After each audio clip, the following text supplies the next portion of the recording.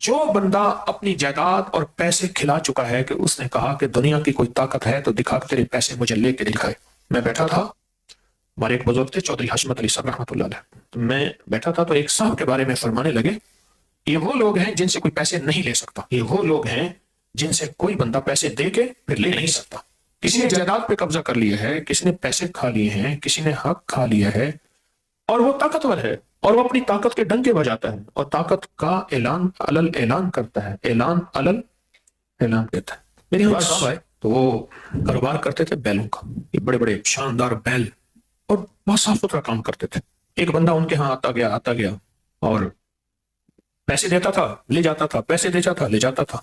اعتبار بناتے بناتے بناتے ایک دفعہ زیادہ بیل لے کر چلا گیا، اور اس کے بعد گم، پتہ ہی نہیں، موبائل ہی نہیں، راستہ نہیں، واسطہ نہیں، جو جگہ بتائی وہاں بھی نہیں، سب ختم. بہت تلاش کیا، بہت تلاش کیا، میرے پاس آیا. تو میں نے کہا کوئی مسئلہ نہیں، حل ہو جائے گا، وہ خود آئے گا. تیرے لیے میرے لیے ناممکن ہے نا، اللہ کے لیے ناممکن بولے ہے یا نہیں ہے؟ اللہ کے لیے تو ناممکن نہیں ہے نا، تیرے میرے لیے ناممکن ہے. تو کوئی مسئلہ نہیں، انشاءاللہ وہ آئے گا. پڑھنا شروع ہو گیا. تھا کوئی دیوانہ، وہ تو دیوانہ پڑھتا ہے، جس کو دیوانگی ہوتی ہے وہ یہ کرتا ہے، ورنہ پھر وظیفہ پڑھنا اور ہے، مانگنا اور ہے. پڑھنے والے زیادہ ہیں، مانگنے والے تھوڑے. پڑھا اس نے، اور پڑھا بھی ایسے کہ پڑھنے کا حق ادا کیا، سخت توجہ دھیان سے، گڑ گڑا کے بھیکاری محتاج سائل منگتا بن گئے. ادھر ایک انوکھا نظام چلا. انوکھا نظام یہ چلا اس کا کہ وہ کہیں دوسرے شہر میں کسی اور نام سے اس نے جا کے کاروبار شروع کیا. وہ کاروبار کیا کیا؟ وہ کاروبار بھی سن لے ذرا. گاؤں دیہات میں یا شہر کے اطراف میں گیا جہاں مسجد زیر تعمیر ہوتی تھی، تو وہاں مسجد کی نماز پڑھ کے کہنے لگا بھائی اس مسجد کے ذمہ دار کون ہے تو میں اس میں حصہ ملانا چاہتا ہوں، مسجد نامکمل ہے. تو اس کو بہت سارے پیسے دے دیے کہ آپ یہ فوراً مکمل کرائیں. تو انہوں نے پوچھا آپ کا نام پتا؟ انہوں نے کہا بس اللہ کا بندہ ہوں، اچھی سواری، اچھا لباس، سارا کچھ. پھر اگلی دفعہ پھر آئے، اگلی دفعہ پھر آئے، کچھ جمعوں کے بعد جمعہ پڑھا اور پھر بہت سارے پیسے دے دیے. ماشاءاللہ کام ہو گیا، اچھی بات ہے، اور کام کرائیں، اللہ کا گھر ہے، ڈالیں.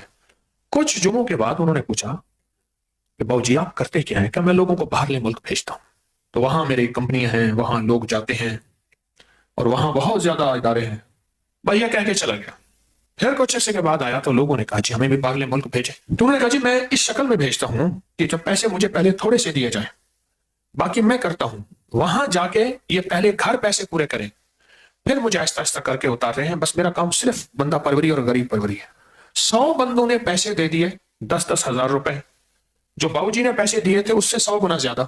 انہوں نے باقاعدہ رسیدیں ریکارڈ دے دیا. 100 بندوں نے پیسے، انہوں نے کہا جی میں آئندہ دفعہ آؤں گا تو آ کے میں آپ سے پیسے لوں گا، جس نے باہر ملک جانا ہے وہاں اتنی تنخواہ ہوگی، اتنے مرات ہوں گے، کرسی ہوگی، ادھر جو کرسی کے ساتھ ٹیلی فون پڑا ہوگا، آفس ہوگا، اے سی لگا ہوا ہوگا، سردی گرمی کا مسئلہ نہیں ہے.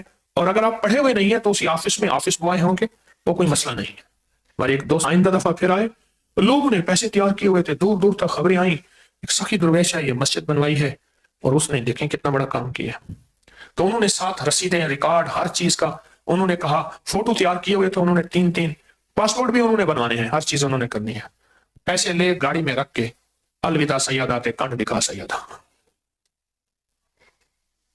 بس ایک کوئی بندہ ایسا تھا جو کھوجی تھا، وہ کھوج پہ پہنچ گیا، پتا چل گیا کہ بس واردات ہو گئی. اس کے بعد وہ سام ملا ہی نہ، کئی ماہ گزر گئے تو وہ کھوج پہ پہنچا. پھر اس نے کھوج لگاتے لگاتے بس انہیں 70 دنوں کے اندر کھوج لگ گیا.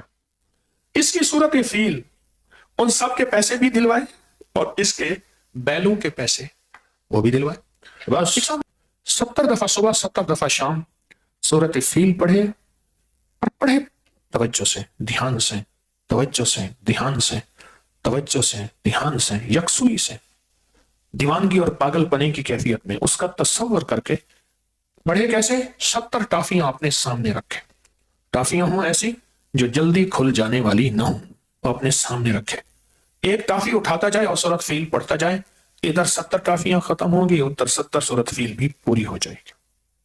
اور یہ 70 دن کرے، اور یہ ہر حالت میں کر سکتے ہیں.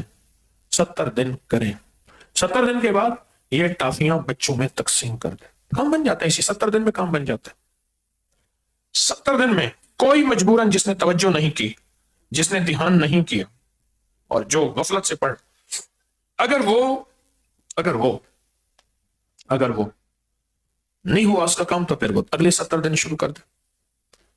پر 70 دن کے اندر اندر ایک حیرت انگیز نظام چلتا ہے، اور 70 دن کے اندر اندر بندہ پاؤں پڑ کے پیسے دیتا ہے.